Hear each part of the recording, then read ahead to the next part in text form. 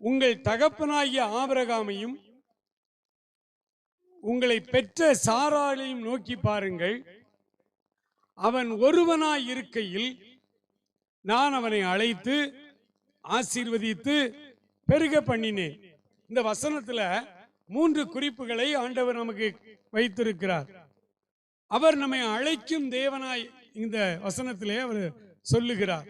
ஆபிரகாமை பாருங்கள், அவன் ஒருவனாய் இருந்த பொழுது, அவன் தனிமையாய் இருந்த பொழுது அவனை நான் அழைத்தேன். நம்முடைய ஆண்டவர் நம்மை அழைக்கும் தேவன். இரண்டாவது, அழைத்த தேவன் நம்மளை அப்படியே தெருவில் விட்டுட்டு போக மாட்டார். நம்மை ஆசீர்வதிக்கிற தேவன். நான் அவனை அழைத்தேன், அவனை ஆசீர்வதித்தேன், அவனை பெருகவும் பண்ணினேன். அல்லேலூயா, பிரைஸ் தி லார்ட். அழைக்கும் தேவன், அழைத்தவர்களை ஆசீர்வதிக்கிற தேவன், ஆசீர்வதிக்கிறவர்களை இன்னும் அதிகமாய் பெருக செய்கிற ஆண்டவர் நம்முடைய ஆண்டவர். இந்த 3 காரியங்களிலே 2வது 3வது காரியங்கள் எல்லாம் நமக்கு ரொம்ப பிடித்தமான ஒரு காரியம். யாருக்குத்தான் ஆசீர்வாதம் பிடிக்காது? யாருக்குத்தான் பெருக பண்ணுவேன் என்று சொல்ல வார்த்தை பிடிக்காது? நம்ம எல்லாருக்கும் பிடிக்கும். நம்ம எல்லாருக்கும் ஆசீர்வாதம் தேவை. அவர் நம்மை பெருக பண்ண வேண்டும் என்பதும் நம்முடைய அத்தியாவசிய தேவை. ஆனால் அதற்கு முன்பாக அவர் சொல்லுகிறார், அவன் தனியனாய் இருந்த பொழுது, ஒருவனாய் இருக்கையில் அவனை நான் அழைத்தேன் என்று அவர் சொல்லுகிறார். அழைக்கும் தேவன் உங்களையும் என்னையும் மாத்திரமல்ல, இந்த உலகத்தில் உள்ள எல்லாரையுமே அவர் அழைத்து கொண்டுதான் இருக்கிறார்.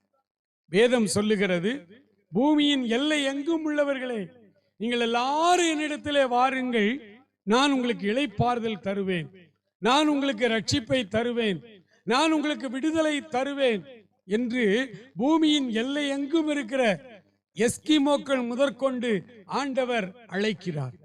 இந்த அழைப்பு எல்லாருக்கும் உண்டு, எல்லாருக்கும் உண்டு. இந்த அழைப்பை ஏற்றுக்கொண்டு, இந்த அழைப்பை நம்பி, இந்த அழைப்பை விசுவாசித்து ஆண்டவரிடத்திலே வருகிற ஒவ்வொருவரையும் அவர் ஆசீர்வதிக்க விரும்புகிறார். பிரியமானவர்களே, அழைக்கும் தேவன் அவர் மிகுந்த மனதுருக்கத்தோடு அவர் நம்மை அழைத்து கொண்டே இருக்கிறார். என் அன்பு மகனே, மகளே, நீ என்னிடத்திலே வா. அவருடைய அழைப்பு இந்த நிமிடம் வரை நிற்கவில்லை. இந்த உலகம் முடியும் வரை ஆண்டவர் உங்களையும் என்னையும், இந்த அகில உலகத்தையும் அவர் அழைத்து கொண்டேதான் இருக்கிறார். அவர் சொல்றாரு, என்னிடத்தில் வருகிற ஒருவனையும் நான் புறம்பே தள்ளுவதில்லை.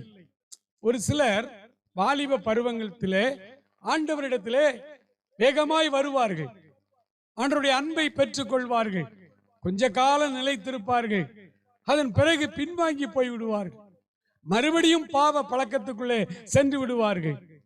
அவர்களை வா என்று நம்ம கூப்பிட்டா வரமாட்டாங்க. அவங்க உள்ளமே அவங்கள ஒரு கான்ட்ரடிக்ஷனா மாத்திரும். இனி எப்படி என்னை ஆண்டவர் ஆசீர்வதிப்பார்? இனி எப்படி என்னை ஆண்டவர் மறுபடியும் தொடுவார்? நான் தான் அவருக்கு துரோகம் செய்து விட்டேனே, நான் தான் அவருக்கு விரோதமாய் போய்விட்டேனே என்று அநேக வாலிபர்கள் பின்மாறி கொண்டிருக்கிற ஒரு காலகட்டத்திலே நாம் இருக்கிறோம். ஆனால் இந்த ராத்திரியிலே அவர் எல்லாரையும் அழைக்கிறார். அவர் எல்லாரையும் அழைக்கிற தேவன். அவர் சொல்றாரு, என்னிடத்தில் வருகிற ஒருவனையும் நான் புறம்பே தள்ளுவதில்லை என்று சொல்லிவிட்டு, கொலோசையருக்கு எழுதின நிருபம் 1ஆம் அதிகாரம் 14ஆம் வசனத்தை எடுத்து வாசித்து பாருங்கள். கொலோசையருக்கு எழுதின நிருபம் 1ஆம் அதிகாரம் 14வது வசனத்தை வாசிக்கலாம்.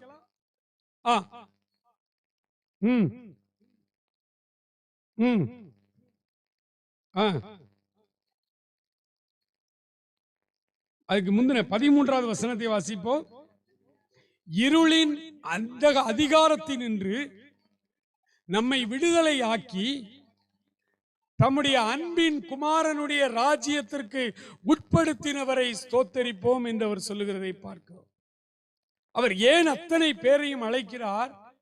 இருளில் இருக்கிற ஜனங்கள், இருளின் அதிகாரம் அவர்களை பிடித்து வைத்திருக்கிறது, பாவம் அவர்களை பிடித்து வைத்திருக்கிறது, சாபம் அவர்களை பிடித்து வைத்திருக்கிறது, பல்வேறு விதமான வியாதிகள் அவர்களை பிடித்து வைத்திருக்கிறது.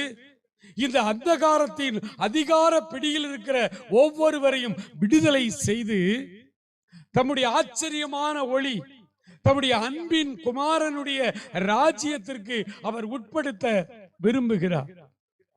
அவருடைய ராஜ்யம் அன்பின் குமாரனுடைய ராஜ்யம். அது வெளிச்சம் நிறைந்த ராஜ்யம். அங்கே அடிமைத்தனம் இல்லை. அங்கே எந்த அதிகாரம் உங்களை அடிமைத்தனப்படுத்த முடியாது. அடிமைத்தனத்திலே நாம் வாழ்ந்து கொண்டிருக்கிறோம். சாயங்கால நேரம் ஆனால், வேலை செய்த கூலி பணம் கையிலே வந்துவிட்டால் நேராக டாஸ்மாக்கு ஓடுகிறோமே, அது அடிமைத்தனம். அந்த அடிமைத்தனம் உங்களுக்கு புரியாது. உள்ளே ஒரு பிசாசு, உள்ளே இருக்கிற இருளின் அதிபதி உங்களை சாராய கடைக்கு நேராய் இழுத்துக்கொண்டு ஓடுகிறான். சம்பாதிக்கிற அந்த கூலி பணத்திலே பாதிக்கும் அதிகமாய் நீங்கள் சாராய கடையிலேயே செலவழித்து விட்டு புத்தி தடுமாறி போதை நிறைந்து வீட்டுக்குள்ளே வருகிறீர்கள். அங்கே வீடு அங்கே பிரச்சனையோடு கழிந்து கொண்டிருக்கிறது. மனைவி பிள்ளைகள் கண்ணீரோடு வாழ்ந்து கொண்டிருக்கிறார்கள். காலையிலே இந்த போதை தெளியும் பொழுது நீங்களும் கூட அழுகிறீர்கள். நீங்கள் விரும்பல. குடிக்கிற யாரை வேண்டுமானாலும் நீங்கள் கேட்டு பாருங்கள். அவர்கள் நல்ல போதை இல்லாத தெளிந்த நிலையில இருக்கும் பொழுது அவரிடத்தில் ஏன் பிரதர் இப்படி குடிச்சு குடிச்சு சாகுறீங்க அப்படின்னு கேளுங்க. அவங்க சொல்லுவாங்க, பிரதர் எனக்கு இது பிடிக்கல, இந்த அசிங்கத்தை இந்த அருவருப்பை வாயில வைக்க நான் விரும்பல, ஆனா எனக்கு என்ன செய்யறது, சாயங்கால நேரம் ஆயிட்டுதுன்னா என் கை படபடங்குது, என் உள்ளம் படபடங்குது, கையில காசு வந்த உடனே நேராய் நான் அங்கே தான் போகிறேன். எத்தனை தீர்மானம் எடுத்தாலும் என்னால் இதிலிருந்து விடுபட முடியாது. ஏன்னா நீங்கள் குடிக்கவில்லை. வேறொரு இருளின் அதிகாரம் உங்களை பிடித்திருக்கிறது. ஒரு இருளின் அதிகாரம் உங்களை அடிமைப்படுத்தி வைத்திருக்கிறது.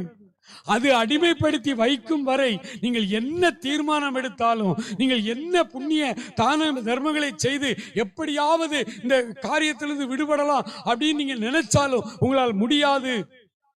இருளின் அதிகாரத்திலே பிடிக்கப்பட்ட ஒரு மனிதன் அவனாய் வெளியே வர முடியாது. வேறு யாருமே அவரை விடுதலை செய்து வெளியில கொண்டு வரவும் முடியாது.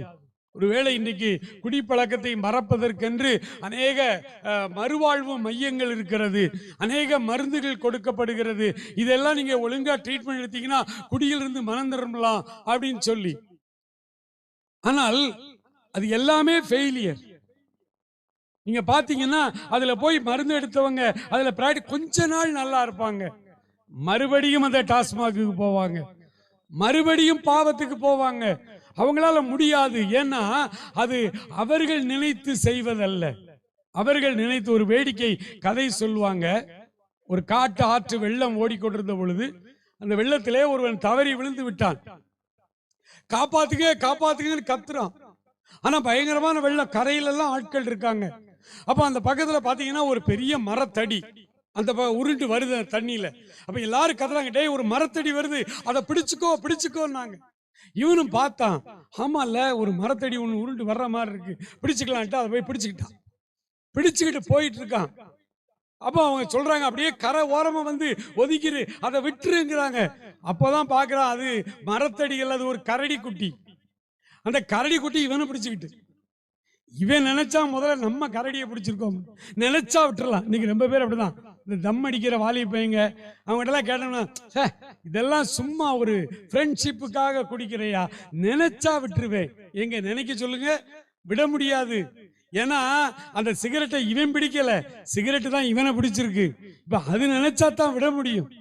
இப்படி கொடிய பாவ பழக்க வழக்கங்களிலே சிக்கி இருக்கிற உங்களையும் என்னையும் இந்த இருளின் அதிகாரத்திலிருந்து விடுதலை செய்ய வேண்டுமானால் அந்த இருளின் அதிகாரத்தை ஜெயிப்பதற்கு ஒருவர் தேவை. அவர்தான் ஆண்டவராய் இயேசு கிறிஸ்து. அல்லேலூயா அல்லேலூயா. தன்னுடைய மாம்ச சரீரத்தில் அடைந்த மரணத்தினாலே சிலுவையிலே தன் ஜீவனை கொடுத்து சாத்தானின் தலையை உடைத்து அவனுடைய அதிகாரங்களை அவர் உரிந்து கொண்டார். அவனுடைய அதிகாரங்களை எல்லாம் கையில எடுத்துக்கொண்டார். நீங்கள் மத்தேயு 4ஆம் அதிகாரத்துல அல்லது லூக்கா 3ஆம் அதிகாரத்துல வாசிச்சு பாத்தீங்கன்னா, இயேசு கிறிஸ்து ஊழியத்திற்கு வருவதற்காக ஏறக்குறைய ஒரு 30 வயது ஆன பொழுது அவர் ஊழியத்துக்கு வரும்படி ஒரு 40 நாள் உபவாசம் இருந்து ஜெபித்தார். புசியாமலும் குடியாமலும் இருந்து 40 நாள் உபவாசம் இருந்து ஜெபித்து முடித்த பிறகு அவருக்கு பசி உண்டாயிற்று. அப்ப சோதனைக்காரன் உள்ளே வருகிறான். சோதனைக்காரன், இவன் சோதனைக்காரன் ஏன் அந்த இடத்துல போட்டுக்கனா, ஆண்டவரால் அனுமதி பெற்று வந்தவன், ஆண்டவரையே சோதிக்க, இயேசுநாதரையே சோதிக்க வந்தான். நம்மளை சோதிக்க வரமாட்டானா? ஆண்டவரை சோதிக்க வந்தான். ஒவ்வொரு சோதனையா கொண்டு வர்றான். 2 சோதனையில ஆண்டவர் ஜெயித்தார். வசனத்தை வச்சுதான் சோதிச்சான், ஆண்டவர் வசனத்தை சொல்லியே ஜெயிச்சார். 3ஆவதாக ஆண்டவரை ஒரு சின்ன ஒரு உயர்ந்த மலையின் மேல் கொண்டு போய் நிறுத்தி இந்த உலகத்தின் ராஜ்யங்களை, அதனுடைய மகிமைகளை ஒரு நிமிஷத்திலே அவருக்கு காண்பித்து அவர் சொன்னா, இவைகளின் மேலுள்ள அதிகாரம், இவைகளின் மேலுள்ள வல்லமை, இவர்கள் இந்த உலகத்தின் மேலுள்ள சகல அதிகாரமும் எனக்கு கொடுக்கப்பட்டிருக்கிறது, எனக்கு இஷ்டமானவனுக்கு கொடுக்க அறிந்திருக்கிறேன். இந்த உலகத்தின் ஆசீர்வாதம் ஏதோ கிறிஸ்தவர்களுக்கு மாத்திரம் அல்ல. இன்னைக்கு ஆண்டவரை அறியாத, அவரை விரும்பாத, அவருக்கு எதிராக இருக்கிறவர்கள் எல்லாம் இன்னைக்கு உலகத்தின் ஆசீர்வாதங்களை, செல்வ செழிப்புல இருக்கானே, இப்ப அவனை யார் ஆசீர்வதிச்சதுன்னா, இந்த சாத்தான் தன் கையில இருக்கிற சொல்றான். சோதனைக்காரன், என் கையில எல்லா அதிகாரமும் இருக்கு. இயேசுநாதர்கிட்டே சொல்றான், இந்த உலகத்தையெல்லாம் படைச்சது அவரு, தமக்காக தம் மூலமாய் அனைத்தையும் உருவாக்கினவர். வாயின் வார்த்தையினால், பிதாவினுடைய வார்த்தை தான் இயேசு. அப்ப பிதாவின் வாயின் வார்த்தையினால் அவர் உண்டாக்கினார் அப்படின்னா, இயேசுதான் எல்லாவற்றையும் சிருஷ்டித்தார். சிருஷ்டித்த கடவுளிடத்திலே வந்து சொல்றான், இவைகளின் மேலுள்ள அதிகாரம் முழுவதும் என் கையில் ஒப்பு கொடுக்கப்பட்டிருக்கிறது, எனக்கு இஷ்டமானவங்களுக்கு கொடுக்கிறேன், நீர் என்னை தாழ விழுந்து பணிந்து கொண்டால் உமக்கும் நான் தர்றேன், அப்பாலே போ சாத்தானே என்று விரட்டினார். நான் சிலுவை மரணத்திலே, சிலுவையிலே உன் தலையை உடைத்து உன் அதிகாரங்களை எல்லாம் நான் எடுத்துக் கொள்ள போகிறேன் என்று ஆண்டவர் அவனை அந்த இடத்திலே விரட்டிவிட. காம்ப்ரமைஸ் கிடையாது. கிறிஸ்தவ வாழ்வு என்பது காம்ப்ரமைஸ் ஆன வாழ்வு அல்ல. அது சவாலை நேரடியாய் சந்திக்கிற ஒரு வாழ்க்கை. ஆண்டவர் அந்த இடத்திலே அவனை அப்பாலே போ என்று விரட்டிவிட்டு ஊழியத்தை ஆரம்பித்தார்.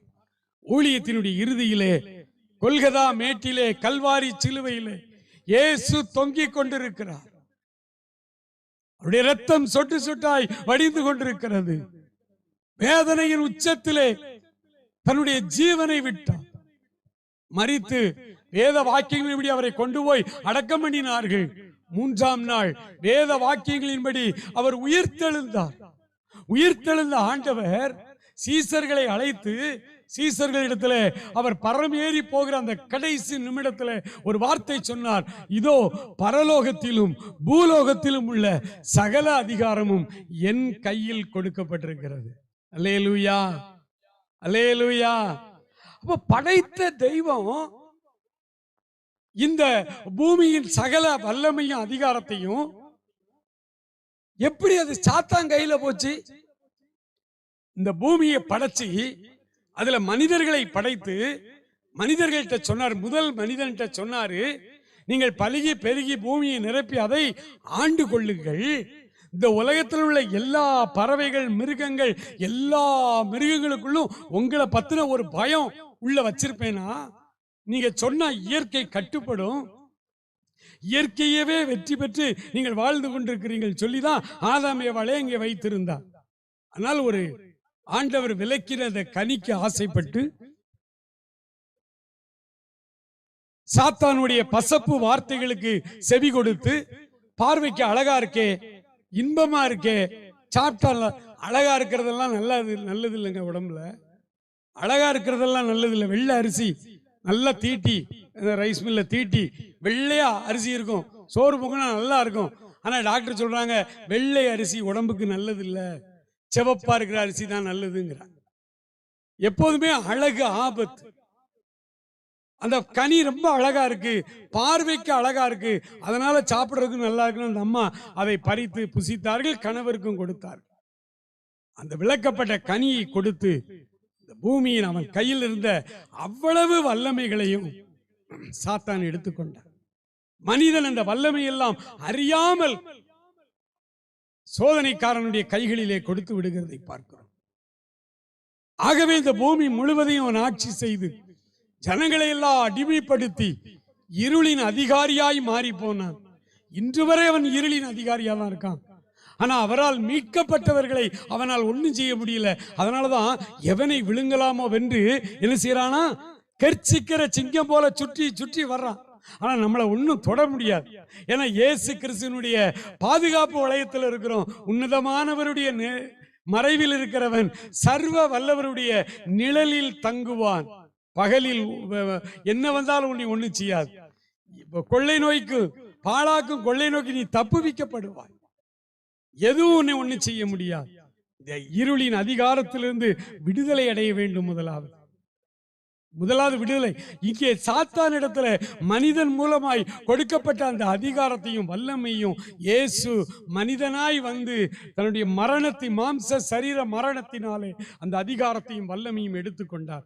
எடுத்துக்கொண்டு சொன்னார் சீசர்கள்ட்ட, என்ன சொல்லியிருக்கணும், ஆதாமேவள்கிட்ட கொடுத்தேன், அவங்க அநியாயமா விவரம் தெரியாம அதை சாத்தான்கிட்ட கொடுத்துட்டாங்க பாருங்க, அந்த அதை திரும்ப வாங்கறதுக்கு என் உயிரையே நான் கொடுக்க வேண்டி இருந்துச்சு. அதனால உயிரை கொடுத்து அந்த அதிகாரத்தை வல்லமையை நான் வாங்கியிருக்கேன், இந்தாங்க அந்த அதிகாரத்தை வல்லமையை நீங்க பிடிங்க அப்படின்னு சீசர்கிட்ட கொடுக்கல. கொடுத்தா இவன் மறுபடியும் அடகு வச்சாலும் வச்சிருவான்.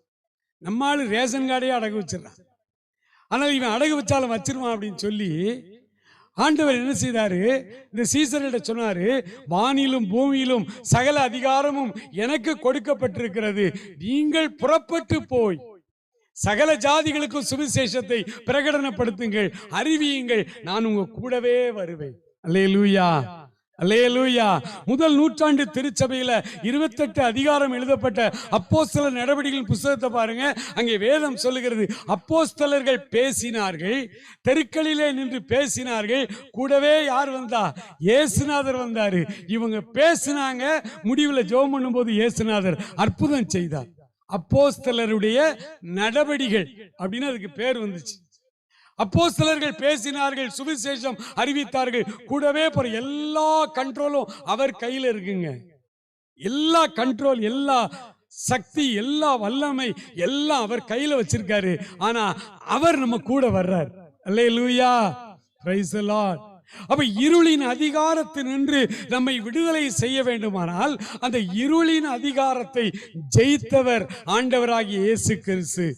அவர்தான் நமக்கு விடுதலை தர முடியும். ஆகவேதான் வானத்துக்கு கீழே பூமிக்கு மேலே நாம் ரட்சிக்கப்படும்படி அவருடைய நாமமே அல்லாமல் வேறே நாமம் கட்டளையிடப்படவில்லை என்று அப்போஸ்தலர் 4 வாசிக்கிறோம். வேறே நாமம் கட்டளையிடப்படவில்லை. அவர் ஒருவர் தான் இருளின் அதிகாரத்தினின்று நம்மை விடுதலை செய்ய முடியும். இந்த உலகத்தில் உள்ள எத்தரத்து மனிதர்களாய் இருந்தாலும் யாராயிருந்தாலும் ஆண்டவர் ஒருவர் மாத்திரம்தான், இயேசு கிறிஸ்து ஒருவர் மாத்திரம்தான் அவர்களை விடுதலை செய்ய முடியும். அவர்களை விடுதலை செய்ய முடியும். ஏனென்றால் இந்த உலகத்துக்காக, உலகத்தின் அத்தனை மக்களுக்காகவும் சாதி, இன, மத பேதம் கடந்து அத்தனை மனிதர்களையும் தன் சொந்த பிள்ளைகள் என்பதினாலே ஆண்டவர் தன் உயிரையே கொடுத்தார். உலகத்திலே வந்த அவதாரங்களில் இயேசு என்கிற அவதாரம் மாத்திரம்தான் உலகத்தின் அத்தனை மனிதர்களுக்காக தன் ஜீவனை கொடுத்து மறுபடியும் உயிர் தெழுந்தவர் சொன்னார், வானத்திலும் பூமியிலும் சகல அதிகாரம் என கொடுக்கப்பட்டிருக்கிறது, இருளின் அதிகாரத்தினின்று உங்களை விடுதலையாக்கி தம்முடைய அன்பின் குமாரனுடைய ராஜ்யத்துக்குள் உட்படுத்தினவர் ஆண்டவராகிய இயேசு கிறிஸ்து. அவருக்கு அந்த வல்லமை இருக்கிறது, அவருக்கு அந்த வலிமை, அந்த சுதந்திரம் அவர் கையிலே இருக்கிறது. என கண்பானவர்களே, இந்த ராத்திரியிலே இருளின் அதிகாரத்திலே பிடிக்கப்பட்டிருக்கிற பலரை ஆண்டவர் விடுதலை செய்யும்படி நம் நடுவிலே அவர் வந்திருக்கிறார். நம் நடுவிலே அவர் பேசிக் கொண்டிருக்கிறார். ஆண்டவருடைய வல்லமை, ஆண்டவருடைய அதிகாரம், ஆண்டவருடைய அன்பின் அதிகாரம் நம் ஒவ்வொருவரையும் நிரப்ப விரும்புகிறது. ஒருவேளை இந்த ஒலிபெருக்கி வழியாய் கேட்டுக்கொண்டிருக்கிற இந்த பகுதி மக்கள் அத்தனை பேரையுமே ஆண்டவர் விடுதலையாக்க அவர் விரும்புகிறார். எல்லாரையும் அவர் அழைக்கிறார். அவருடைய அழைப்பு பொதுவானது, எல்லாருக்குமானது. குறிப்பிட்ட ஒரு நபருடைய பெயரை சொல்லி நீ வா அப்படி அழைக்க மாட்டார் ஆண்டவர். அவர் எப்பொழுதுமே எல்லாருக்கும் தான் அந்த அழைப்பை கொடுப்பார். எல்லாருக்குமே அந்த அழைப்பை அவர் கொடுப்பார். அந்த அழைப்பை நம்பி அந்த அழைப்புக்கு அடிபணிந்து வர வேண்டும். ஆபிரகாமை அப்படித்தான் அழைத்தார். ஆபிரகாம், நீ உன் தேசத்தையும் உன் இனத்தையும் உன் தகப்பனுடைய வீட்டையும் விட்டு புறப்பட்டு நான் காண்பிக்கும் தேசத்துக்கு போ. நான் உன்னை ஆசீர்வதித்து உன் பேரை பெருமைப்படுத்துவேன். நீ ஆசீர்வாதமாய் இருப்பாய். அப்படிதான் சொன்னாரு. எல்லாவற்றையும் விட்டு புறப்படுனாரு. ஆனா ஆபிரகாம் லோத்தினுடைய மேய்ப்பர்களோட, ஆபிரகாமுடைய மேய்ப்பர்களோட, அவர்களுடைய ஆடு மாடு மந்தைகளோட தான் ஒரு பெருங்கூட்டமா தான் புறப்பட்டு போனார். அப்படியானால் ஆண்டவர் ஆபிரகாம் எல்லாத்தையும் விட்டுத்தானே புறப்பட சொன்னார். அப்ப நம்மளும் ஆண்டவர் அழைச்சா எல்லாத்தையும் விட்டுட்டு போயிடணுமோ? இந்த ஊரை விட்டுட்டு போயிடணுமோ? மனைவி பிள்ளைகளை விட்டுட்டு போயிடணுமோ? இல்லை இல்லை, அது வல்ல பொருள். அந்த இடத்துல ஆண்டவர் நீ விட்டு புறப்படு அப்படின்னா உன் தேசத்திற்கென்று சில மூட பழக்க வழக்கங்களோடு நீ இருப்பாய். அதை விட்டு புறப்பட்டு வா. உன் குடும்பத்துக்குன்னு ஒரு சில பழக்க வழக்கங்களை வச்சிருப்பீங்க, அது உங்களுடைய பாரம்பரியம் சார்ந்ததா இருக்கும். அதை விட்டுட்டு வெளியில வா. உன்னுடைய பழைய பழக்க வழக்கம் பாவம், உன்னுடைய பழைய வேதனையான வாழ்க்கை, அதை விட்டுட்டு நீ வெளியில வா. பழைய பாவங்களை விட்டு வா. உன்னுடைய அக்கிரமங்களை விட்டுட்டு வா. ஓ, குடும்பத்துல ரகசியமா சில தவறுகள் நடந்துகிட்டு இருக்கும், அதை விட்டுட்டு வான்னு சொல்ல. ஆபிரகாம் கர்த்தர் சொன்னபடியே புறப்பட்டு போனான் அப்படின்னு எழுதியிருக்கும். ஆடு மாடுகளோடு மேய்ப்பர்களோடு லோத்தையும் அழைத்து கொண்டுதான் போனார். அப்படின்னா கர்த்தருடைய வார்த்தைக்கு அவர் கீழ்ப்படிந்தார்னு 4வது வசனம் அப்படி சொல்லார். 4வது வசனம் 12 ஆதியாகமம் 12:4 சொல்லுகிறது, கர்த்தர் ஆபிரகாமுக்கு சொன்னபடியே அவன் புறப்பட்டு போனான், லோத்தும் அவனோடு கூட போனான். போதும் போதும் போதும் போதும். ஆண்டவர் சொன்ன மாதிரிதான் போனாங்க. அப்ப ஆண்டவர் விட்டு புறப்படுங்கிறது நம்முடைய பழைய வாழ்க்கையை விட்டுறணுங்க. நம்முடைய பழைய கோபத்தை விட்டுறணுங்க. நம்முடைய பழைய கெட்ட வார்த்தை பேசுறதை விட்டுறணும். பழைய எரிச்சல், அடுத்தவனை விரோதிக்கிற பழக்கம், பக்கத்து வீட்டுக்காரனோடு ஒரு முறுமுறுப்பு, நம்முடைய வாழ்க்கையில காணப்படுகிற இந்த விதமான கெட்ட பழக்க வழக்கங்களை விட்டு நாம் ஆண்டவரிடத்தில் வர வேண்டும். அப்படி ஒருவேளை விட முடியாத சூழ்நிலை, அதையும் ஆண்டவர்கிட்ட சொல்லி, ஆண்டவரே என்னை இந்த பழக்க வழக்கங்களிலிருந்து என்னை விடுதலை செய்யுங்கப்பா, எனக்கு ஒரு நல்ல சுபாவத்தை தாங்க, என் குணமெல்லாம் கெட்ட குணமா இருக்கு, என்னை நல்ல சுபாவம் உள்ள ஒரு கிறிஸ்தவனா மாத்துங்கன்னு சொல்லி நீங்க அதையும் ஆண்டவர்கிட்ட கேட்கணும். எனக்கு அன்பானவர்களே, ராத்திரி வேளையில இருளின் அதிகாரத்துல எந்தெந்த விஷயத்திலெல்லாம் நீங்கள் பிடிக்கப்பட்டிருக்கிறீர்கள், எந்தெந்த விஷயத்திலெல்லாம் இன்னும் விடுதலை இல்லாமல் நீங்கள் தவிக்கிறீர்கள் என்பதை உங்களுடைய உள்ளமே உங்களுக்கு சொல்லும். உங்களுடைய உள்ளத்தின் ஆழத்துல நீங்கள் மறைத்து வைத்திருக்கிற அந்த அந்தரங்க வாழ்க்கையில ஆண்டவருக்கு பிரியமில்லாத காரியங்கள் இருக்கலாம். யோசுவாவுடைய ராணுவம் ஒரு வலிமை வாய்ந்த ராணுவம். அதற்கு என்ன காரணம்? ஆண்டவர் அவங்களோடு வந்தாரு. ஆண்டவர் அவங்களோடு இருந்ததுனால யோசுவாவும் அவருடைய ராணுவமும் வெற்றி பெற்றுக் கொண்டே வந்தார்கள். எரிகோ கோட்டை மறைத்து நிற்கிறது. யோசுவா ஆண்டவர்கிட்ட ஆலோசனை கேட்கிறார். ஆண்டவரே, இந்த எரிகோ கோட்டையை எப்படி நாங்கள் கைப்பற்றுவது? ஆண்டவர் சில வழிமுறைகளை சொல்றார். அதை 100% யோசுவா அப்படியே பின்பற்றினார். எரிகோ கோட்டை கொத்தளங்கள் இடிந்து விழுந்து எரிகோவை கைப்பற்றினார்கள். ஒரே மகிழ்ச்சி. இவ்வளோ பெரிய அரணான கோட்டை, இதையே ஆண்டவர் நம்முடைய கையில ஒப்பு கொடுத்தாருன்னு சொல்லி ரொம்ப சந்தோஷமா இருக்கும் பொழுது ஆண்டவர் சொன்னாரு, இந்த எரிகோங்கிறது சபிக்கப்பட்ட பட்டணம், அதனால இந்த எரிகோ பட்டணத்துல இருந்து எதையுமே நீங்க எடுக்க கூடாது, எல்லாத்தையும் தீய வச்சு எரிச்சிரு அப்படின்னார். ஆனால் இந்த யோசுவாவுடைய ராணுவத்துல ஆகான் என்கிற ஒரு மனிதன் இருந்தான். அவனுக்கு கொஞ்சம் ஆசை, அந்த எரிகோவில் இருக்கக்கூடிய ஒரு பெரிய பாபிலோனிய சால்வை, ஒரு பெரிய ஷால், அப்புறம் ஒரு பெரிய தாம்பாள தட்டு, தஞ்சாவூர் தட்டு மாதிரி ஒரு தாம்பாள தட்டு, அது அந்த அந்த ஷால் இந்த ரெண்டையும் எடுத்து யோசுவாவுக்கு தெரியாம வெளியில கொண்டு வந்து தன்னுடைய கூடாரத்தை குழி தோண்டி உள்ள புதைச்சு வச்சுட்டு அவனும் ஆளோட ஆளா வந்து நிக்கான், ஒன்னும் தெரியாத மாதிரி. மறுநாள் இந்த எரிகோவை ஜெயித்த பிறகு அடுத்த பட்டணத்துக்கு ஆயி அப்படின்னு ஒரு சின்ன ஊர், அந்த ஊரே ஒரு சின்ன கிராமம். அப்ப யோசுவாவே சொல்றாரு, நம்ம இவ்வளவு வீரர்கள் அங்க போக வேண்டியது இல்ல, அது ஒரு சின்ன ஊரு. எரிகோவை ஒப்பிடும் பொழுது ஆயி பட்டணம் ஒரு சின்ன பட்டணம், அதை ஜெயிக்கணும், அதை மேற்கொள்ளணும், நமக்கு கொஞ்சம் வீரர்கள் போதும்னு சொல்லி கொஞ்சம் வீரர்களை அழைச்சிக்கிட்டு ஆயி பட்டணத்துக்குள்ள வர்றாரு. ஆனால் நடந்த சம்பவம் யோசுவாவுக்கு பெரிய அதிர்ச்சி. என்னடா சின்ன ஊருன்னு நினைச்சோம், கொஞ்சம் பேர் போதும்னு நினைச்சோம், ஆனா அவர்கள் நம்ம விரட்டிட்டாங்களே, நம்ம தோத்து ஓடி வர்றோமே. ஒரு சின்ன பட்டணத்துல தோத்து பாளையத்துல வந்து கிடக்கும் பொழுது யோசுவாவால அமைதியா இருக்க முடியல. ஏன் ஆண்டவரே, இவ்வளவு நாள் எங்க ராணுவத்தோட நீங்க வந்தீங்க, எங்களுக்கு ஜெயத்தை தானே கொடுத்தீங்க, இப்ப ஏன் எனக்கு இந்த தோல்வி? ஆண்டவர் சொன்னாரு, சாபத்தீடானது உனக்குள்ள இருக்கு, உன் பாளையத்துக்குள்ள சாபத்தீடான பொருள் இருக்கு. சாபத்தீடான பொருள் இருந்தா ரெண்டு காரியம் நடக்கும். ஒண்ணு, நான் உன் கூட வர முடியாது. சாபத்தீடான பொருளை நீ பாளையத்துக்குள்ள வச்சிருந்தீங்கன்னா நான் உன் கூட வர முடியாது. ரெண்டாவது, நீங்கள் சத்துருக்களுக்கு முன்னால எதிர்த்து நிக்க முடியாது. சத்துருக்களுக்கு முன்னால நீங்க எதிர்த்து நிக்க முடியாது, அவன் உங்களை மேற்கொள்ளுவான். ஒரு ஆசாரியன் இருந்தான் புதிய ஏற்பாட்டுல. அந்த ஆசாரிய பெருமகன் ஆண்டவருக்கு ஊழியம் செய்து கொண்டிருந்தான். அவனுக்கு 7 பசங்க. அந்த ஆசாரியின் பேரு ஸ்கேவா. அவனுக்கு 7 ஆம்பளை பையங்க. இந்த ஆசாரியனா இருக்கிறதுனால பவுலை பத்தி அவங்களுக்கு தெரிஞ்சிருக்கு. பவுல் ஊழியம் செய்யறதெல்லாம் பார்த்திருக்கான். பவுல் ஒரு கிராமத்துக்கு போறாரு, மக்கள் கூடி வர்றாங்க, இவர் பிரசங்கிக்க ஆரம்பிக்கிறாரு. இவர் ஜெபிக்க பொழுது அசுத்த ஆவி பிடித்து அநேகர் ஆடி ஆடி விழுறாங்க.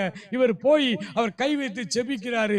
உடனே அந்த அசுத்த ஆவிகள் கீழே விழுந்து கதறி விழுந்து அசுத்தாவி ஓடிடுது. அந்த மக்கள் குணமாகிறத இந்த ஸ்கேவாவின் புதல்வர்கள் பிள்ளைகள் 7 பேரும் பார்த்தாங்க. பார்த்த உடனே இவங்களுக்கு ஒரு மகிழ்ச்சி. பரவாயில்ல, பவுல் என்ன சொல்றாரு, இயேசுவின் நாமத்தில் அசுத்த ஆவியை இவளை விட்டு ஓடு, இப்படித்தானே சொல்றாரு. இதை சொன்ன உடனே பேய் ஓடுத, நம்மளும் அப்படி செய்வோம், நம்மளும் அதே மாதிரி செய்வோம் அப்படின்னுட்டு இந்த ஸ்கேவாவின் புதல்வர்கள் 7 பேரும் அசுத்தாவி பிடித்த ஒரு மனிதனிடத்திலிருந்து அந்த ஆவியை விரட்டதுக்கு இந்த 7 பேரும் போறாங்க. ஊழிய போறது நல்லது. இவர்கள் என்ன சொல்லி ஜெபிச்சாங்கன்னா, அந்த அசுத்தாவி பிடித்த மனுஷன் மேல கைய வச்சு, பவுல் பிரசங்கிக்கிற இயேசுவின் நாமத்தால் சொல்லுகிற பிசாசே நீ இவர்களை விட்டு ஓடு. சரியான பெயர் தான் சொல்லி இருக்காங்க. என் நாமத்தினாலே பிசாசுகளை துரத்துவீர்கள் தான் ஆண்டவர் சொன்னாரு. அந்த நாமத்தை தான் பயன்படுத்தினாங்க. பவுல் எப்படி பேய் விரட்டினாரோ அதே மாதிரிதான் போய் சொன்னாங்க. ஆனா அந்த மனுஷனுக்குள்ள இருக்கிற அசுத்தாவி சொல்லிச்சு, பவுலையும் அறிவேன் இயேசுவையும் அறிவேன், நீ யாரா? பவுலையும் தெரியும் இயேசுவையும் தெரியும், நீ யாருன்னு சொல்லி அந்த அசுத்தாவிகள் அவனை மேற்கொண்டு 7 பேரையும் அடித்து காயப்படுத்தி அனுப்பிச்சு தோல்வியோடு ஓடி வர்றாங்க. இதே போல தான் யோசுவா ஆண்டவர் சொன்னாரு, நீ ஏன் இந்த சின்ன பட்டணத்துல தோல்வி அடைஞ்சு வந்தப்ப தெரியுமா? உனக்குள்ள சாபத்தீடான பொருள் இருக்கு, உனக்குள்ள அருவருப்பு இருக்கு, உனக்குள்ள பாவம் இருக்கு, உனக்குள்ள அசுத்தம் இருக்கு. அசுத்தத்தை உனக்குள்ள வச்சுக்கிட்டு, பாவத்தை உனக்குள்ள வச்சுக்கிட்டு, அந்தரங்கத்துல பலவிதமான நிர்வாணத்தை உள்ள வச்சுக்கிட்டு நீ போய் நின்னா ஒன்னு ஆண்டவரும் கூட வரமாட்டாரு, இன்னொன்னு எதிரி உன்னை மேற்கொள்ளுவான், எதிரிக்கு முன்னால நீ ஜெயிக்க முடியாதுன்னு. உடனே யோசுவாவுக்கு, அப்ப நான் என்ன செய்ய ஆண்டவரே? ஆண்டவர் சொன்னாரு, உனக்குள்ள இருக்கிற சாபத்தீடான பொருள் எதுன்னு கண்டுபிடி. அது எப்படி கண்டுபிடிக்கணும்னு நிறைய விலாவாரியா சொன்னாரு. அதே போல யோசுவா பண்ணாரு. கடைசியா ஆகான் பேர்ல சீட்டு விழுந்து ஆகான் வந்து நிற்கிறான். என்னப்பா பண்ண அப்படின்னு கேட்கிறாரு. ஆகான் சொன்னா, ஒரு பாபிலோனிய சால்வை ஒண்ணு, ஒரு தாம்பழ தட்டு ஒண்ணு, இந்த ரெண்டும் ரொம்ப அழகா இருந்ததுன்னு சொல்லி அதை மாத்திரம் நான் இச்சித்து நான் எடுத்துட்டு வந்துட்டேன். எங்கப்பா வச்சிருக்க? என் கூடாரத்துக்குள்ள மண்ணை தோண்டி உள்ள வச்சிருக்கேன். அது சும்மா வெளியில பார்த்தா தெரியாது. ஒருவேளை சாபத்தீடானது இது பாளையத்துக்குள்ள இருக்குன்னு ஆண்டவர் சொன்ன உடனே 10-100 வீரர்களை கூட்டிக்கிட்டு யோசுவா அப்படியே அந்த எல்லாத்தையும் இந்த சர்ச் பண்ணாருன்னு வச்சுங்களேன், தெரியாது. ஏன்னா இவன் தோண்டி ஆழமா வச்சு. இன்னைக்கு வெளியரங்கமா நம்மளை பார்த்தா நம்ம நல்ல கிறிஸ்தவர்கள், அழகா முக்காடு போடுறோம், நல்லா ஜெபிக்கிறோம், நல்லா பாட்டு பாடுறோம், ஆலயங்களுக்கு நம்ம சரியா போறோம், எல்லாம் செய்யறோம். வெளியரங்கமா பார்த்தா ஒரு தப்பு இல்லை. ஆனா இருதயம், நம்முடைய உள்ளம், யாருக்கும் வெளியே தெரியாத உள்ளத்துக்குள்ளே நாம் எதை மறைத்து வைத்திருக்கிறோம்? அங்கே இருள் இருக்கிறதா? ஆண்டவர் இந்த ராத்திரியில உனக்குள் இருக்கிற அந்த மறைத்து வைத்திருக்கிற அந்த இருளின் அதிகாரத்தை ஆண்டவர் வெளியே விரட்டி உங்களை விடுதலை செய்ய விரும்புகிறார். உங்களை விடுதலை செய்ய விரும்புகிறார். அவருடைய அன்பின் ராஜ்யத்திற்கு உங்களை அழைத்து கொண்டு வர அவர் விரும்புகிறார். உங்களை அழைத்து கொண்டு வர விரும்புகிறார். உள்ளத்துக்குள்ள உங்களுக்கு தெரியும் நல்லா நீங்க எப்படிப்பட்டவர்கள், நீங்க யார், நீங்க வெளியில எப்படி பேசுறீங்க. ஆனா உங்களுடைய உள்ளம் எந்தெந்த பாவத்தை இச்சித்து கொண்டிருக்கிறது, எந்தெந்த காரியம் சாபத்தீடான காரியம், அதுல எதையெல்லாம் நீங்கள் இச்சித்துக் கொண்டிருக்கிறீர்கள். சாபத்தீடான காரியம் 2 தான். முழு வேதாகமத்தை நீங்க படிச்சீங்கன்னா சாபத்தீடானது எது ஆண்டவரே அப்படின்னு கேட்டீங்கன்னா 2 காரியம். ஒன்னு விபச்சாரம், இன்னொன்னு விக்கிரக ஆராதனை. இந்த 2 தான் சாபத்தீடான காரியம். உங்க உள்ளத்துக்குள்ள இருக்கான்னு பாருங்க. விக்கிரக ஆராதனை நீங்க அதை நினைக்க கூடாது, அது நம்ம யாரும் செய்ய போறது இல்லை. ஆனால் ஆண்டவருடைய பிள்ளைகளுக்குள்ள ஒரு சில விக்கிரக ஆராதனை இருக்கு. அது என்ன அப்படின்னா, ஆண்டவரை விட எதற்கு நீங்கள் அதிக முக்கியத்துவம் கொடுக்கிறீர்கள்? நீங்கள் ஒரு ஆசிரியராய், அரசு பள்ளி ஆசிரியர், தனியார் பள்ளி ஆசிரியராய் இருந்தா 9 மணிக்கு மாஸ்டர்ஸ்ல கையெழுத்து போடணும் அப்படின்னா திங்கட்கிழமை, செவ்வாய், புதன், வியாழன், வெள்ளி எல்லாம் கரெக்டா போய் கையெழுத்து போட்டுறீங்க. ஏன்னா 9:30 போனோம்னா அந்த சில ஹெச்சம் விடுவாங்க, சில ஹெச்சம் விட மாட்டாங்க. திடீர்னு 9 மணிக்கு அதிகாரி வந்து உட்கார்ந்துட்டாங்கன்னா நம்ம நிலைமை ரொம்ப பரிதாபம்னு சொல்லி வீட்டில் சமைக்கிறோமோ சமைக்கலையோ வெந்தது வேகாதையும் அள்ளி போட்டுக்கிட்டு அந்த டைமுக்கு கரெக்டா அலுவலகத்துக்கு ஓடுறோம். ஆனா சர்ச்சுக்கு எப்படி வர்றோம்? சர்ச்சுக்கு 1ஆம் மணி அடிச்சு, 2ஆம் மணி அடிச்சு. இங்க திருநெல்வேலி பக்கத்துல உலகங்குளம் அப்படின்னு ஒரு கிராமம். அந்த கிராமத்துல நம்ம சிஎஸ் சபையில 3 மணி அடிப்பாங்க. First bell, second bell, third bell அடிப்பாங்க. இப்போ அங்க ஊழியத்துக்கு போயிருக்கும் பொழுது ஐயாட்ட கேட்ட, ஐயா 3 மணி ஏன் அடிக்கிறீங்க? சின்ன கிராமம், கிராமத்துக்கு மத்தியில சர்ச்சு, சர்ச்சில் உட்கார்ந்தா ரோடு, இந்த தெரு நல்லா தெரியும். 2ஆம் மணி அடிக்கும் போது அடிச்ச பிறகு பாக்குறேன், 1 மணி அடிக்க முன்னாடியே நானும் ஐயாவும் சர்ச்சுக்குள்ள இருக்கிறோம். ஒரு ஆள் இல்லை சர்ச்சில். 1 மணி அடிச்சது ஒரு 20 நிமிஷம் ஆச்சு. 2வது மணி அடிச்சது. 2வது மணி அடிக்கும் போது தெருவில் பார்க்க பெண்கள் எல்லாரும் பக்கெட்ல துணி எடுத்துக்கிட்டு அப்பதான் காட்டுக்கு குளிக்க போறாங்க. துணி துவைச்சு குளிச்சுட்டு அப்புறம் சர்ச்சுக்கு வர்றதுக்கு 2ஆம் மணி அடிக்கும் போது தான் போறாங்க. பிறகு 3வது மணி அடிச்சு, 3வது மணி அடிச்சு கொஞ்ச நேரம் கழிச்சு ஆராதனை ஆரம்பிச்சாச்சு. ஒரு 10 பேர் வயதான மக்கள் உட்கார்ந்தாங்க. ஆராதனையை ஆரம்பிச்சிட்டோம். ஆரம்பிச்சு நடத்தி பாட்டு பாடி பாவரிக்கை ஜெபம் செய்யும் போது இந்த அம்மாமாரெல்லாம் குளிச்சுட்டு அதே அந்த துணியெல்லாம் துவைச்சு காய போட வந்துகிட்டு திரும்பி எல்லாம் வந்து துணியெல்லாம் காய போட்டு வேற உடை உடுத்தி அவங்க சர்ச்சுக்கு வரும்போது கரெக்டா நான் பிரசங்கத்தை ஆரம்பிக்கும் பார்க்கிறேன், சர்ச்சு நிறைய கூட்டம் இருக்கு. ஆரம்பத்தில் ஒருத்தரி காணும். 3ஆம் மணி அடிக்க வேண்டியிருக்கு.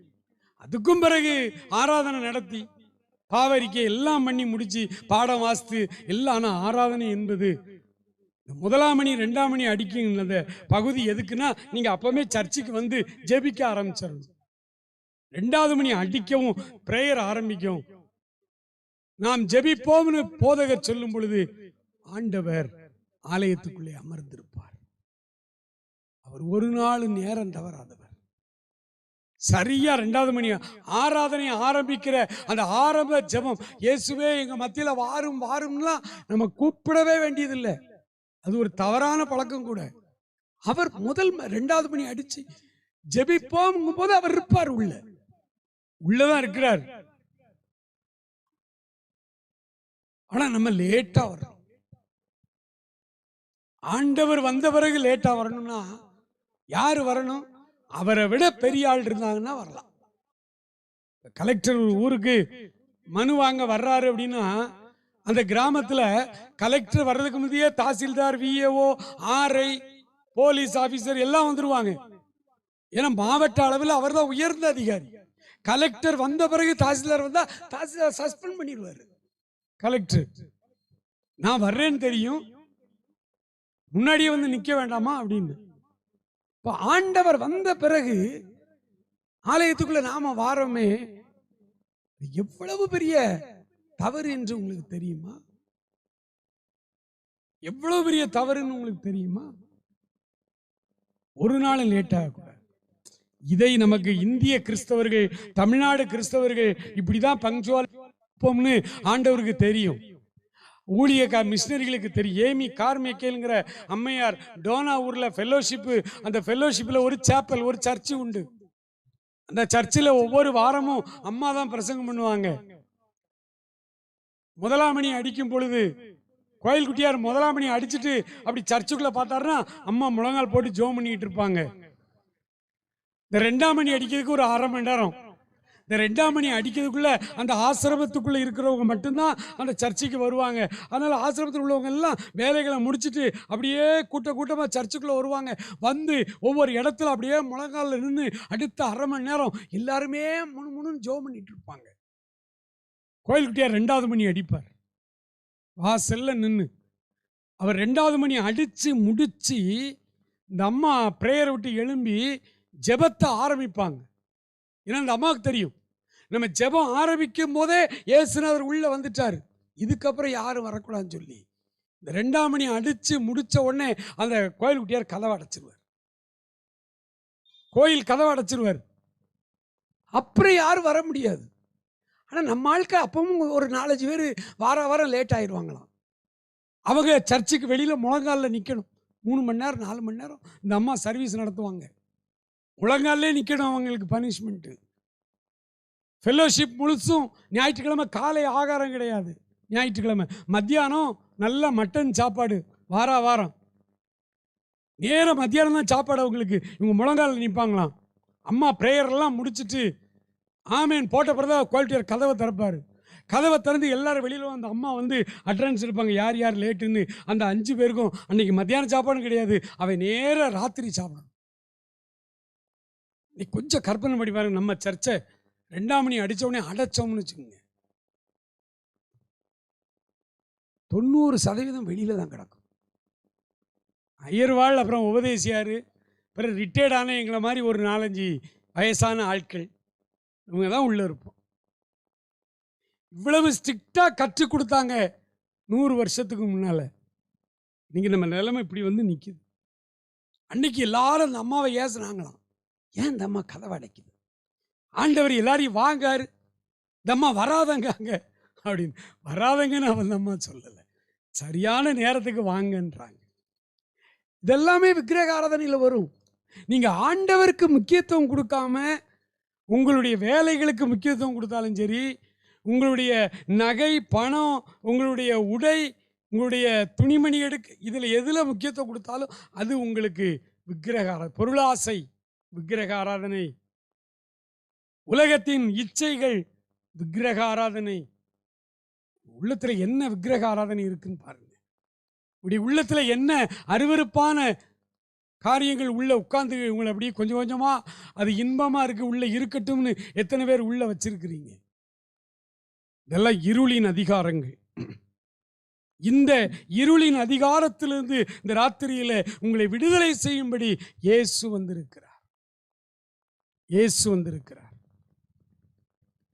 நம்முடைய உள்ளத்தை ஆராய்ந்து ஆண்டவருடைய சமூகத்திலே கொடுக்கும் பொழுது ஆண்டவருடைய வேதம் சொல்லுகிறது, ஆபிரகாம் ஒருவனாய் இருக்கையில் நான் அவனை அழைத்தேன்.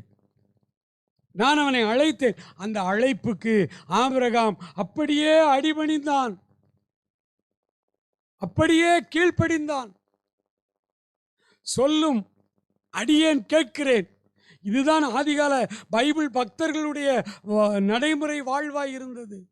ஆண்டவரே நீர் சொல்லும், நான் அப்படியே கேட்கிறேன். கீழ்ப்படிதலை ஆண்டவர் அழைப்புக்கு அப்படியே கீழ்ப்படிந்தான் ஆபிரகாம். அதனால தான் 12வது அதிகாரத்தில் ஆபிரகாம் அழைச்சாரு. 13ஆம் அதிகாரம் முதல் வசனம் சொல்லுகிறது, ஆபிரகாம் வெள்ளியும் பொன்னுமுடைய செல்வ சீமானாயிருந்தார். அழைத்த தெய்வத்திற்கு நீங்கள் அடிபணியும் பொழுது, அழைத்த தெய்வத்திற்கு நீங்கள் கீழ்ப்படிந்து வருவீர்களானால் ஆண்டவர் உங்களுடைய வாழ்வை தலைகீழாய் மாற்றி போடுவார். பிரச்சனைகளோடு ஒருவேளை நீங்க இந்த இடத்துல இருக்கலாம். ஒரு சில கடன் பாரங்களோடு நீங்க இந்த இடத்துல இருக்கிறீங்க.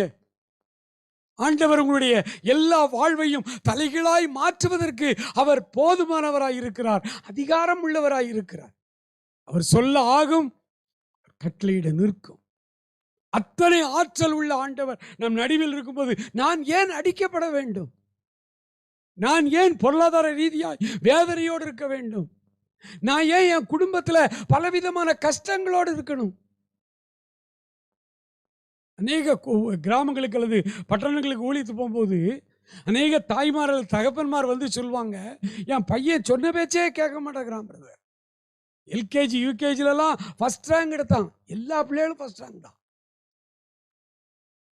ஆனால் இப்போ 12th படிக்கிறான், 9th இருந்தே அவன் லைன் மாறுது. அப்படியே வளர வளர வளர இனி எதுக்குறான், பேச்ச கேட்க மாட்டேங்கிறான்.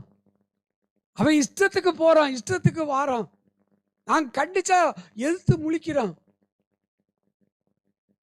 அநேகர் வந்து இந்த ஒரு பிரேயருக்கு சொல்லுவாங்க, ஒரு காரியம் செய்யுங்க, உங்க பிள்ளை அப்படியே உங்களுக்கு கீழ்ப்படிந்து உங்க வார்த்தை நீங்க சொன்னோன்னே அப்ப சரிப்பா போறேன் அப்படின்னு அவன் சொல்லணும் அப்படின்னா ஆண்டவரை பிடித்து கொள்ளுங்க.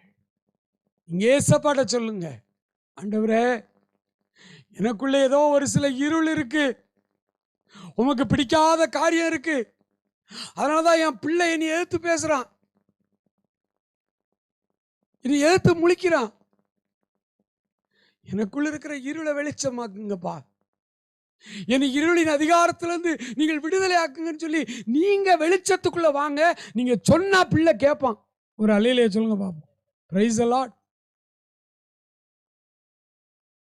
சொன்னா பிள்ளை நிப்பான், கேட்பான். யோசேப்புக்கு பலவர்ண அங்கி எடுத்து கொடுத்தாரு அவ அப்பா. ஏன்னா அவனை ரொம்ப நேசிச்சார். மற்றவனுக்கெல்லாம் யூனிஃபார்ம். அது அன்னைமார் 10 பேருக்கு கோபம். எனக்கு பிறந்த பையன் மூத்தவே ரூபனுடைய நிலைமையை பாருங்க. 2 வயசு ஒவ்வொருத்தருக்கும் வித்தியாசம் வச்சாலுமே ரூபனுக்கு 22 வயசுல தான் அவன் பிறந்திருக்கணும் யோசிப்பு. அப்ப ரூபன் யோசிக்கிறான், நான் பார்க்க பிறந்த பையன் யோசிப்பு, இவனே அப்பா ரொம்ப நேசிக்கிறாரு, அப்ப நாங்களாம் இவர் பிள்ளை இல்லையா? அவனை மட்டும் நேசிச்சு பலவர் இங்கே கொடுக்காருன்னு. ஆக்சுவலா இந்த 10 பேருக்கு யார் மேல கோபம் வரணும்? அப்பா மேல கோபம் வரணும். ஆனா வராது, ஏன்னா அவரை ஒன்றும் செய்ய முடியாது. இவனுக்கு யார் மேல கோபம் வந்துச்சு? யோசேப்பு மேல கோபம் வந்துச்சான். அவன் என்ன செய்வான் பாவம்? அப்பா எடுத்து கொடுத்தாரு, அவன் கொடுத்துனான். அது ஒரு தப்பா? இன்னைக்கு சமுதாயத்தில் அப்படித்தாங்க இருக்கும். இன்னைக்கு சமுதாயத்தில் அப்படிதான் இருக்கும். உங்க கூட வேலை ஆக்குற ஒரு டீச்சர் அல்லது ஒரு வாத்தியார் உங்களை பற்றி ஹெட்மாஸ்டர்கிட்ட என்னத்தையாவது போட்டு கொடுத்துருவார். ஹெட்மாஸ்டர் உங்களை பிடிச்சி திட்டுவார். நியாயமாக உங்களுக்கு யார் மேலே கோவம் வரணும்? ஹெட்மாஸ்டர் மேலே கோவம் வரணும். வராது, ஏன்னா அவன் அதிகாரி. யார் போட்டு கொடுத்தாலும் அவங்க மேலே கோவம் வரும். யோசேப்பு மேலே கோவம் வந்து சகோதரர்கள்லாம் வெளியில் வாடா உன்னை வச்சுக்கிறேன், கொலை பண்ண போட மாட்டேன்னு அங்கே மிரட்டிட்டாங்க. அது மாத்திரம் இல்லை, பைபிள் அழகா சொல்லுது. அவன் ஒரு சொப்பனம் கண்டு சொன்னான் பார்த்தீங்களா, சகோதரர்களுக்கு அறிவிச்சான் பார்த்தீங்களா. வேதம் சொல்லுது, அந்த சொப்பனத்தை அவன் சொன்னது நிமித்தம் அவன் சகோதரர்கள் இன்னும் அதிகமாய் அவனை பகைத்தார்கள். அப்ப ஏற்கனவே அவனை பகைச்சுக்கிட்டு தான் இருந்திருக்கான், இவன் இன்னும் அதிகமாய் பகைக்கிறாங்க. இந்த சூழ்நிலையில யோசேப்பை கூப்பிடுதாரு, யாக்கோபு கூப்பிடுதாரு. என்னப்பா அப்படின்னு யோசேப்பு கேட்குறாரு. எப்பா, அண்ணன் மாதிரிலாம் ஆடு மேய்க்க போயிருக்காங்களா ஐயா? ஆமாப்பா, உன்னைய நான் அங்கே அனுப்புகிறேன், நீ போ, இந்த பண்டங்கள்லாம் எடுத்து கொண்டு போய் கொடுத்துட்டு வா, நல்ல செய்தி வாங்கிட்டு வா அப்படின்னு அனுப்புகிறார். அந்த இடத்துல நீங்களோ நானோ நான் இருந்தால் என்ன சொல்லிப்பேன் தெரியுமா? அப்பா, நானாப்பா போகணும், அவங்கெல்லாம் ரொம்ப மோசமானவங்கப்பா, ஏற்கனவே அவங்க பண்ணுற தப்பெல்லாம் உங்கள்கிட்ட சொன்னா அவங்க அதுலேயே என் மேலே கடுப்பாக இருக்கான். நீங்கள் எனக்கு வேற பரவாயில்ல அங்கி வேற தச்சு போட்டிருக்கீங்களா, அதுலேயும் அவன் என் மேலே கோபமாக இருக்கான். இப்போ ஒரு சொப்பனை வேற, கடவுள் சொன்ன சொப்பனத்தை சொன்னேன்னா இனி ரொம்ப பகைச்சிக்கிட்டு இருக்கான்பா. நான் போனால் உயிருக்கே ஆபத்து. உண்மை தானே? நான் யாக்கோப்ட்ட அப்படி தான் சொல்லிப்பேன், யோசிப்பா இருந்தா நான் போனால் உயிருக்கு. நம்ம வீட்டில் வேலைக்காரன் நிறைய பேர் இருக்காங்களாப்பா, எவனையாவது ஒருத்தனை பிடிச்சி அனுப்புங்க அப்படின்னு சொல்லியிருப்பேன். அதனால தான் நம்மளை எகிப்து அதிகாரி ஆக்கலான்ட்டு. ஆனால் யோசேப்பு ரொம்ப அழகான மனுஷன். அவர் சொன்னார், அப்பா இப்படி சொன்னாங்க, தம்பிங்க வா, உன்னைய அண்ணன்மார்கிட்ட அனுப்புகிறேன், நீ போய் பார்த்துட்டு வான்னு உடனே அந்த வசனத்திலே சொன்னார், போகிறேன். அது அவருக்கு உயிருக்கு ஆபத்தாக முடியும்னு தெரியும், அவருக்கு ஆபத்தாக தான் முடிஞ்சது. ரூபன் மட்டும் அன்னைக்கு இல்லைன்னா அன்னைக்கே குழியிலே போட்டு கொண்டிருப்பாங்க. அதான் நடந்துச்சு அங்க.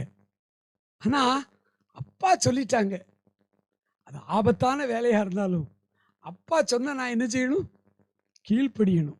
உயிரே போனாலும் பரவாயில்ல, எங்க அப்பா சொல்லிட்டாங்க, எங்க அம்மா சொல்லிட்டாங்க, அது தப்போ ரைட்டோ, அது நமக்கு விளங்குதோ விளங்கலையோ, அதில் ஆபத்து இருக்கோ இல்லையோ, நம்ம கொஞ்சம் படித்தவங்க நமக்கு தெரியும்.